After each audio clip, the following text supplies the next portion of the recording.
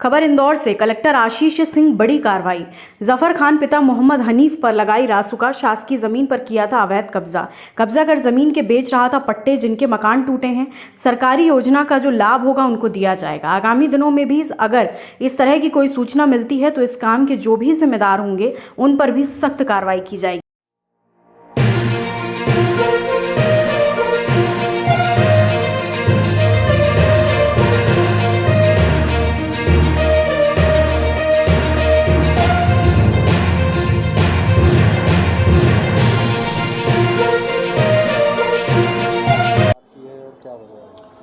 देखिए, एक विगत दिनों में शिकायत मिली थी कि सिरपुर क्षेत्र में जो सरकारी ज़मीन है उसके और पट्टे की ज़मीन है उस पर अवैध कॉलोनाइजेशन का काम किया जा रहा है। उस पर निजी बताते हुए लोगों को पट्टे बेचने का काम रजिस्ट्री और नोटरी के जरिए किया जा रहा है।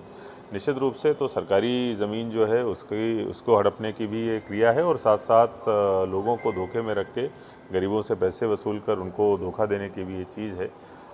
इस संबंध में एक जफ़र नामक व्यक्ति का नाम सामने आया था जो कागजों से प्रमाणित भी हुआ। निश्चित रूप से इस प्रकार के अपराध और ख़ासतौर वो भी सरकारी ज़मीन पर अगर इतने बड़े स्तर पर किए जाएंगे तो ये समाज के लिए अशांति उत्पन्न करते हैं। इसीलिए रासुका में जो संबंधित व्यक्ति है उनको निरुद्ध करने के निर्देश मेरी तरफ से जारी हुए हैं।